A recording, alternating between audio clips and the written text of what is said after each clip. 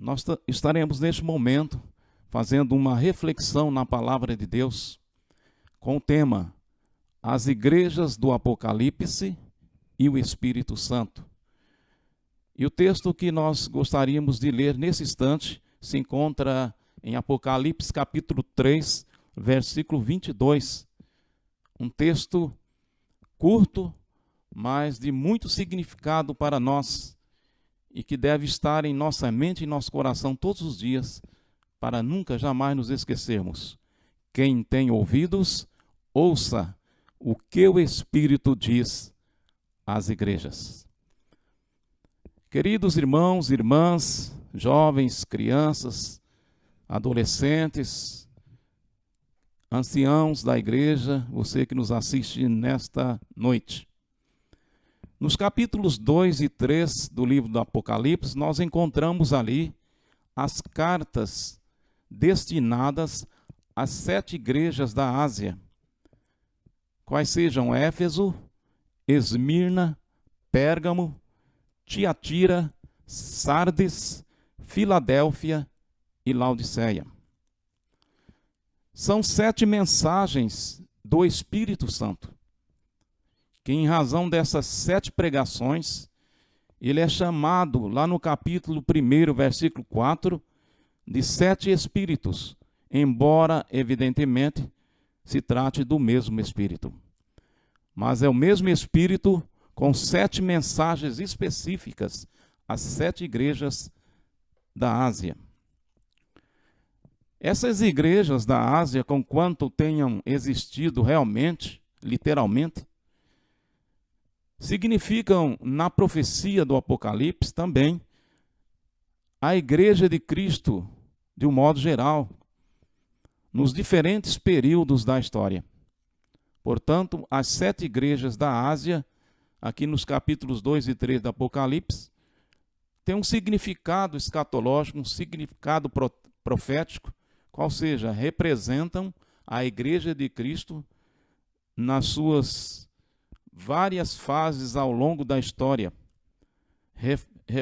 repletas de muitas atividades na sua missão de propagar o Evangelho durante as gerações até o dia que o Senhor Jesus Cristo vier buscar a sua igreja. Pelo conteúdo dessas cartas, nós percebemos uma coisa maravilhosa, que é o fato de o Espírito Santo agir na igreja em todas as épocas. Em todas as épocas, em todas as fases da história da igreja, o Espírito Santo, desde que ele desceu lá no dia de Pentecoste, ele tem acompanhado a igreja, não se descuidando em dispensar-lhe uma palavra amiga, um conselho e até mesmo uma advertência pontual. Porém, se o Espírito Santo está com a igreja em todos os seus momentos, será que nós poderíamos afirmar que os membros da igreja têm estado com o Espírito Santo o tempo todo, com a mesma constância e intensidade? Esta é uma pergunta que temos que fazer a nós mesmos, refletirmos, porque o Espírito Santo está com a igreja. A igreja, enquanto instituição, enquanto noiva de Cristo, ela é assistida diariamente, ao longo dos séculos, pela presença, pela cooperação e intercessão do Espírito Santo. Mas será que nós, membros dessa igreja, nós temos esta interação diária com o Espírito Santo, com a mesma intensidade e constância? Analisando o teor das cartas, nós percebemos os altos e baixos da igreja no seu relacionamento com o Espírito Santo e os riscos dessa inconstância. Então, se você fizer uma leitura atenta destas 7 cartas, você vai perceber que ali apresenta os altos e baixos da igreja no seu relacionamento com o Espírito Santo e, obviamente, as consequências dessa inconstância, muitas vezes. Certamente por isso é que o Espírito Santo, quando ele encerra cada uma das cartas, ele faz o mesmo apelo à igreja, em todas as épocas, que é o seguinte: quem tem ouvidos, ouça o que o Espírito diz às igrejas. Nós temos ouvidos? E se temos ouvidos, temos ouvido aquilo que o Espírito Santo tem falado para nós? Temos procurado fazer o que ele nos manda, o que ele nos aconselha a fazer? Esta é uma pergunta que o Espírito Santo faz ao final de cada carta que ele endereça às igrejas da Ásia e, obviamente, a nós nos dias de hoje. Ou seja, parece sugerir que muitos cristãos não têm ouvido a voz do Espírito Santo, por simplesmente estarem desprovidos do sentido da audição. É claro, espiritualmente falando. Portanto, dito isto, prezados irmãos, a título de introdução, nós passaremos a analisar agora, rapidamente, o relacionamento da igreja com o Espírito Santo no contexto das 6 primeiras cartas, já que em relação à última carta, nós falaremos em outra ocasião. A primeira se refere à igreja em Éfeso. E o que nós encontramos nesta carta a Éfeso que revela o relacionamento desta igreja com o Espírito Santo? Em Éfeso, a igreja apresenta excelente resultado do fruto do Espírito. Lá nós lemos que é uma igreja que tem boas obras, é uma igreja laboriosa, ou seja, ela trabalha, ela é ativa na obra do Senhor, é uma igreja que persevera, é uma igreja que rejeita a apostasia e é uma igreja que resiste em meio às provações. Contudo, há um detalhe negativo nesta igreja, o fato de que ela abandonou o primeiro amor.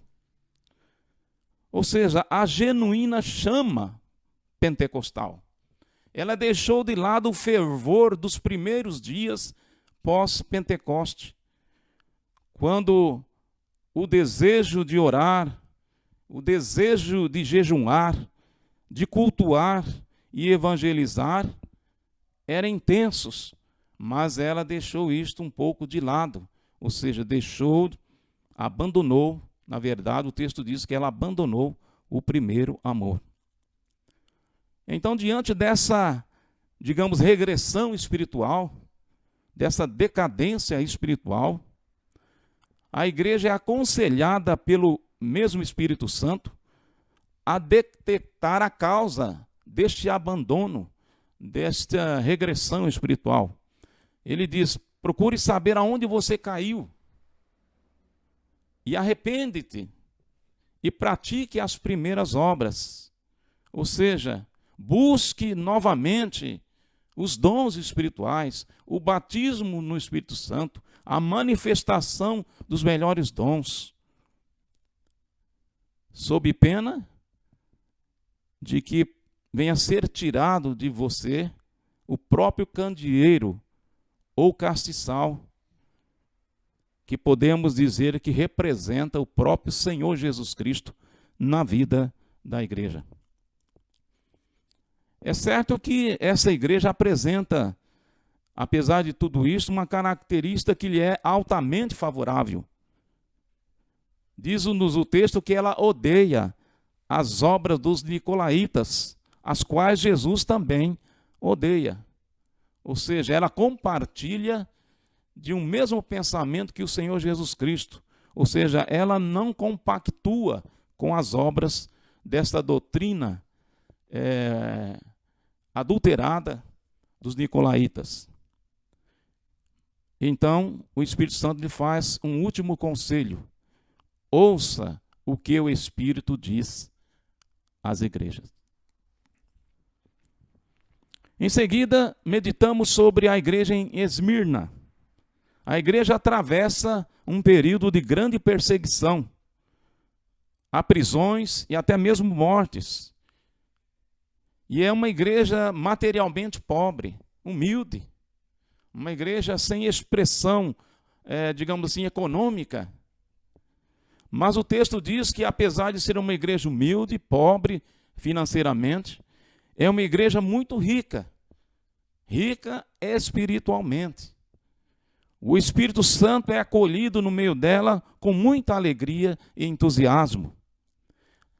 Podemos afirmar que há ali batismos no Espírito Santo e manifestação grandiosa dos dons espirituais.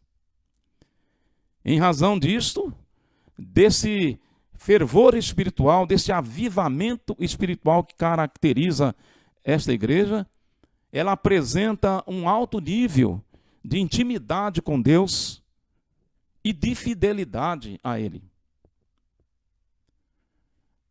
Aliás, ela se assemelha muito, nesse sentido, à igreja em Filadélfia, que nós falaremos daqui a pouco.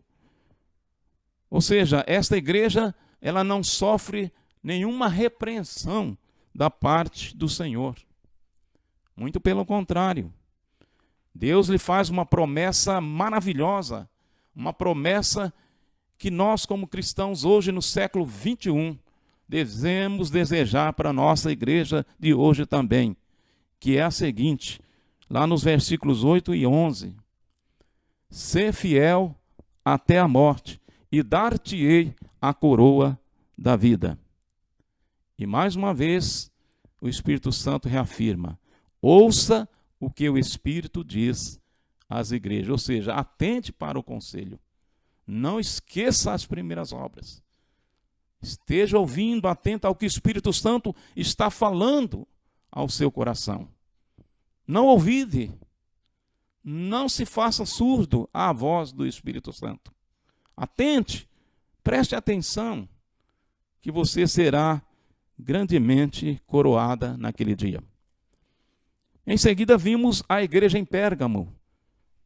Esta igreja, apesar de conservar o nome do Senhor, ou seja, apesar de ter um nome de cristã e não negar a fé de Jesus Cristo, ou seja, ela tem o nome do Senhor, ela assume, digamos, esta posição e não nega também a fé de Jesus.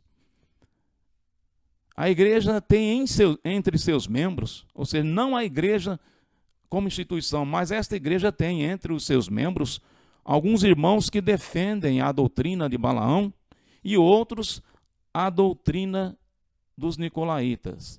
Ou seja, doutrinas que têm como um ponto comum a adesão à idolatria, ou seja, o consumo de alimentos sacrificados aos ídolos e também a prostituição, seja ela física, seja ela espiritual.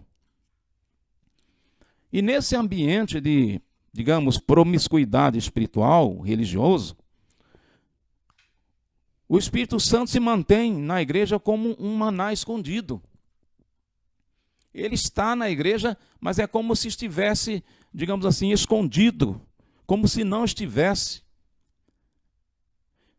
E a igreja é privada deste maná, deste alimento espiritual, né? Deste poder mais ativo na sua vida.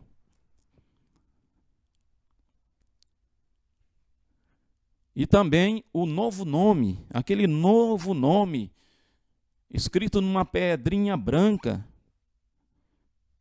ele se reserva para o futuro como uma promessa de Deus, não à igreja como um todo, mas apenas aos membros dessa igreja que vencerem, que forem vitoriosos.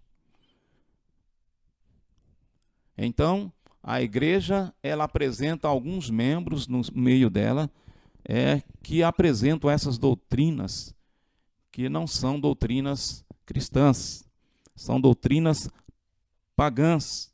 E por conta disto, a igreja sofre com, digamos assim, um silêncio, uma falta de uma manifestação mais efetiva do Espírito Santo, deste maná que aparentemente se encontra escondido. E este nome, uma pedrinha branca que se reserva agora àqueles membros desta igreja que vencerem. E por isso o Espírito Santo, encerrando esta carta, também faz esta advertência. Ouça o que o Espírito diz às igrejas. Agora nós partimos para a igreja em Tiatira, que é a quarta carta do Espírito Santo às igrejas da Ásia. Na igreja de Tiatira, nós encontramos que ela apresenta resultados positivos relacionados à manifestação, ao fruto do Espírito. Lá nós lemos que ela apresenta igualmente boas obras, é uma igreja amorosa, uma igreja que tem um nível de fé muito bom, é uma igreja de serviço também, de atividade missionária, e é uma igreja que persevera também na fé. E mais ainda, os últimos frutos, ou seja, as últimas obras desta igreja são mais numerosos que as primeiras obras ou os primeiros frutos. Contudo, apresenta também um senão esta igreja. E esse senão nos deixa perceber que nenhuma igreja ela é perfeita, absolutamente perfeita. Ou seja, com todas essas características positivas, Tiatira apresenta um lado negativo. Ou seja, ela tolera o falso profetismo, representado na figura de Jezabel. E esta falsa profecia de Jezabel seduz alguns daqueles irmãos à prostituição e ao consumo de alimentos sacrificados aos ídolos. Ou seja, a doutrina de Balaão e dos nicolaítas. Ou seja, a igreja continua sofrendo esse tipo de impacto e de interferência. E alguns irmãos, infelizmente, apesar de estarem nesta igreja tão positiva, espiritualmente falando, mas eles se deixam seduzir pelas falsas profecias de Jezabel. Entretanto, o restante dos nossos irmãos, possivelmente a maior parte deles, conservam a sã doutrina, com foco na vinda do Senhor Jesus Cristo. Aqui também, a semelhança do que ocorreu em Pérgamo, as eternas promessas do Senhor são para os membros que vencerem. Ou seja, não é uma promessa dada à igreja como um todo, mas aos membros dessa igreja que vencerem efetivamente, e não para a totalidade da igreja. Isso prova que só o fato de nós, irmãos, estarmos na igreja, não significa que estamos automaticamente em Cristo. Perceberam? A promessa é para os irmãos que vencerem, não é para a simples igreja como um todo, a placa. Não.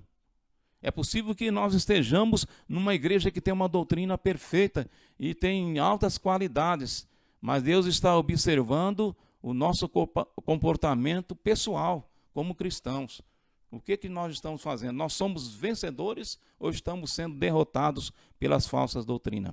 Então a promessa, mais uma vez, aqui é apresentada para aqueles cristãos que vencerem. E aí é necessário efetivamente ouvirmos o Espírito Santo e perseverarmos produzindo o seu fruto, como ele mesmo diz no versículos 18, né? E também no versículo 29. Outra carga não jogarei sobre vós, tão somente conservai o que tendes, até que eu venha. Então, se você é aquele crente fiel, o crente vencedor, você precisa simplesmente conservar isto que o Senhor entregou na sua mão. Não negocie os valores espirituais que Deus tem colocado na sua vida. A promessa é esta: conservai até o fim, até que eu venha. Ou seja, ser fiel até o final. nunca esquecendo, obviamente, do conselho que o Espírito Santo também dá a esta igreja. Ouça o que o Espírito diz às igrejas. No tocante à igreja em Sardes, que é a quinta igreja, a quinta carta, a igreja aqui, poderíamos dizer que ela mais se parece com uma comunidade Walking Dead. Quem já assistiu aí esta série sabe do que nós estamos falando, né? Ou seja, ela diz que ela tem nome de que vive, mas está morta. Ou seja, é uma igreja morta-viva. Tem nome de que vive, tem o nome de cristão, professa aquele que vive, mas ela mesma se comporta como uma igreja morta, ou seja, uma igreja inoperante, uma igreja sem produzir o fruto do Espírito Santo, uma igreja fria, uma igreja desanimada. Mas no meio desta igreja que se apresenta dessa forma, o texto nos diz que há ali um remanescente, há ali um grupo de irmãos, conforme diz o texto, umas poucas pessoas, olha só. Significa que a maioria está nesse estado de morto-vivo, mas existe ali, diz o texto, umas poucas pessoas que não contaminaram as suas vestiduras e andarão de branco. Isso nos ensina o seguinte, que nós não devemos olhar para os lados, ainda que pareça que toda a igreja se corrompa, mas nós, como povo de Deus, como pessoas compradas pelo sangue de Jesus Cristo, ainda que sejamos minoria, nós temos que andar com vestes brancas, não nos contaminando com a corrupção deste mundo, com a apostasia que tantas vezes afeta a igreja de Cristo. E elas andam assim, diz o texto, porque elas são dignas disso. Ou seja, o Senhor conserva, o Senhor honra a fidelidade destas poucas pessoas que defendem a igreja do Senhor. São os vencedores aos quais o Senhor Jesus promete vesti-los de roupas brancas, manter seus nomes escritos no livro da vida e confessá-los diante do Pai e dos seus anjos. Esta é uma promessa feita a estes poucos irmãos, que dentro de uma universalidade da igreja de Sardes, mantém sem se contaminar e as suas vestes limpas, lavadas, purificadas no sangue do Cordeiro. E a ela também o Espírito Santo faz este conselho, esta orientação que deve estar sempre martelando nas nossas mentes. Ouça o que o Espírito diz às igrejas. Finalmente, partimos para a igreja de Filadélfia, a sexta igreja, a sexta carta. Aqui fica demonstrado, como nós dissemos lá atrás, não há igreja absolutamente perfeita. Mas olhando para Filadélfia, fica aqui demonstrado, irmãos, e isto é um momento de grande gozo e alegria para nós, neste ponto da nossa reflexão.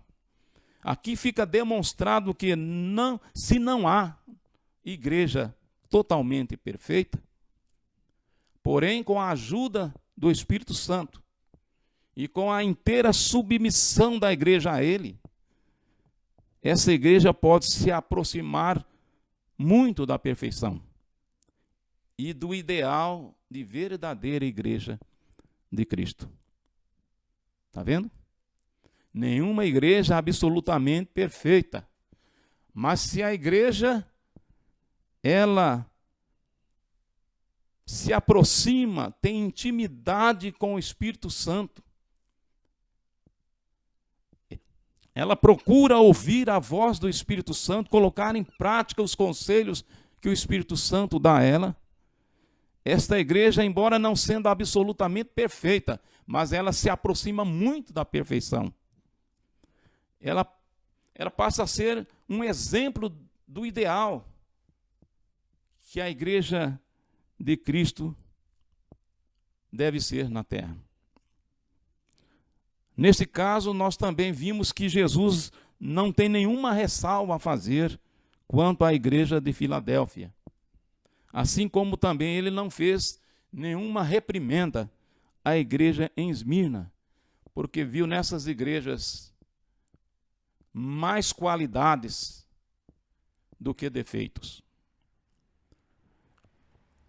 Filadélfia se apresenta irrepreensível aos olhos de Deus. Demonstra que é possível atingirmos um grau de santidade e avivamento espiritual se deixarmos o Espírito Santo guiar inteiramente a igreja e determinar as suas escolhas e ações. A igreja do primeiro século tinha muito dessas características da igreja em Filadélfia. Era uma igreja que não fazia absolutamente, não tomava nenhuma decisão sem consultar o Espírito Santo. E quando eles consultavam, eles oravam, jejuavam e tinham absoluta certeza da resposta de Deus para os seus corações. Eles diziam: ora, pareceu bem a nós e ao Espírito Santo não vos impor mais nenhuma carga, a não ser este evangelho que nós temos pregado e anunciado. Ou seja, eles sempre procuravam se submeter à vontade do Espírito Santo. E é o que faz a igreja em Filadélfia, né? Ela é uma igreja que procura viver em consonância, ligada, né, ao Espírito Santo 24 horas por dia. E este é o ideal de igreja de Cristo que temos que adotar para nós nesse século 21. Porque se nós deixarmos o Espírito Santo nos conduzir realmente, que não tomemos decisões da carne, não tomemos providência baseada em nossa própria inteligência, o nosso conhecimento intelectual, mas deixemos que o Espírito Santo nos conduza, nós seremos uma igreja realmente exemplo para o mundo. E qual é o segredo da igreja em Filadélfia? Ela simplesmente colocou em prática e deu ouvido àquilo que o Espírito Santo diz às igrejas. Amém? E é tão maravilhosa esta igreja para nós como exemplo, que não poderíamos encerrar essa reflexão sem deixar aqui, sem destacarmos aqui alguma das qualidades espirituais dessa igreja, para que nós possamos compreender mais e melhor o quanto esta igreja personifica o modelo ideal de comunidade cristã. De acordo com o versículo 7 do capítulo 3, nós encontramos que esta igreja, ela tem acima dela, não é? Sobre a igreja está aquele que a governa. Ela é governada e está sobre ela este que o versículo 7 nos apresenta como o santo, o verdadeiro, aquele que tem a chave de Davi, que abre e ninguém fecha, e fecha e ninguém abre, ou seja, o Cordeiro de Deus, o Senhor Jesus Cristo. Então esta igreja, ela está submissa àquele que está acima dela, aquele que é absoluto, né? Aquele que é o santo, aquele que é o verdadeiro, aquele que tem a chave, aquele que abre e ninguém fecha, e fecha e ninguém abre. A igreja de Filadélfia tem este Senhor, este Deus que a controla, que está sobre ela, que a sustenta com estas características poderosas. Esta igreja, ela é sólida e perseverante. Versículo 8: eis que tenho posto diante de ti uma porta aberta, a qual ninguém pode fechar. É uma igreja estabelecida, solidamente fundamentada. É uma igreja que a porta não se fecha. Ninguém é capaz de determinar que esta porta venha a se fechar, porque ela está sob o controle absoluto do santo e verdadeiro, conforme nós vimos. É uma igreja de força e coragem. Que tens pouca força, entretanto guardaste a minha palavra e não negaste o meu nome. Versículo 8 também. É uma igreja que, embora tendo pouca força do ponto de vista, digamos assim, humano, entretanto, ela tem guardado a palavra do Senhor e não tem negado o seu santo nome. Você começa a perceber o que uma igreja precisa ser e ter para ser uma igreja que verdadeiramente faz diferença no meio das trevas deste mundo.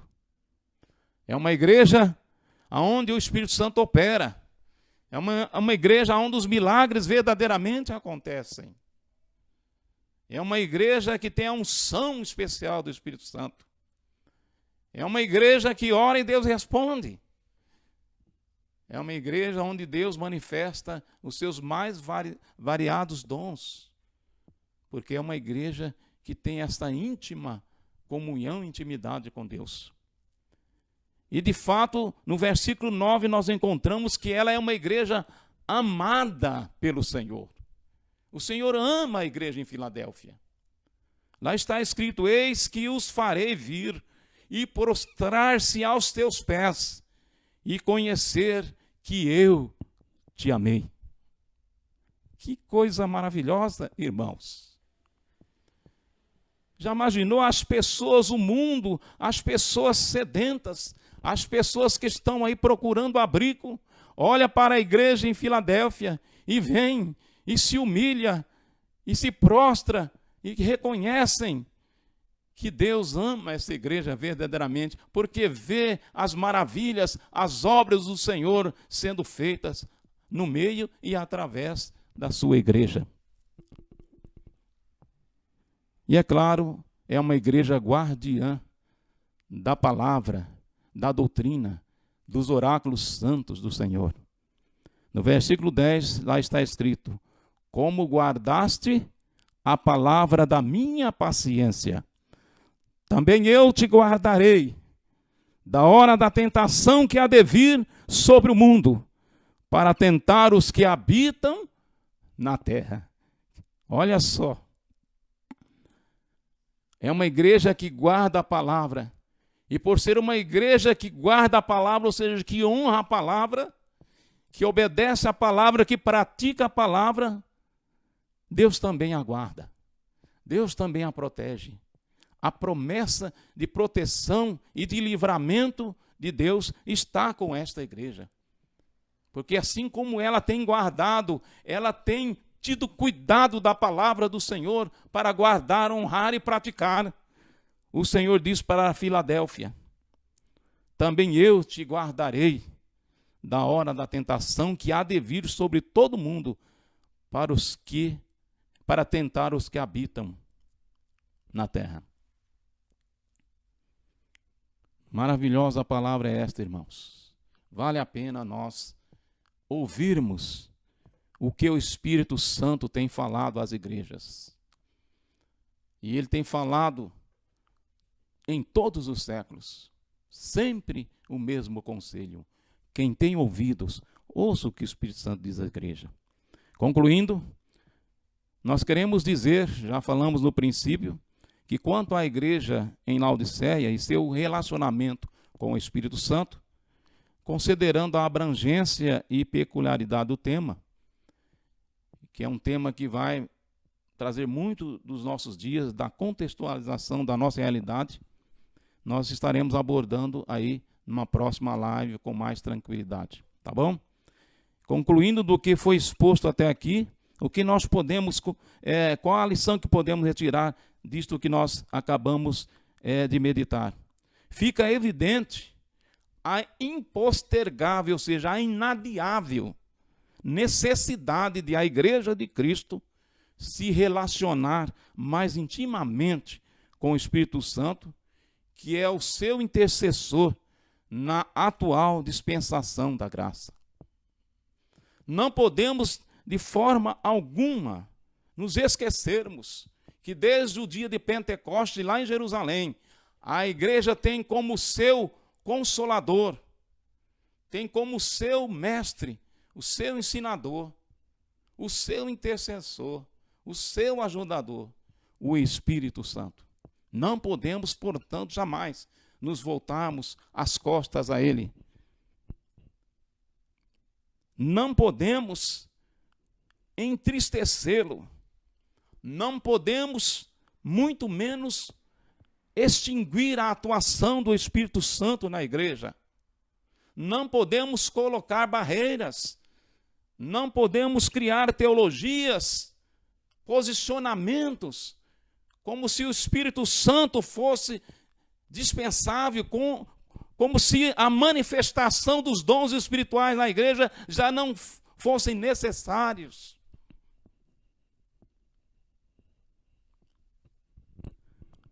Porque se assim fizermos, nós estaremos cometendo o pecado imperdoável de não darmos ouvido à mensagem do único Deus que pode convencer o homem do pecado, da justiça e do juízo, conforme nós lemos lá em João, capítulo 16, versículos 7 a 13.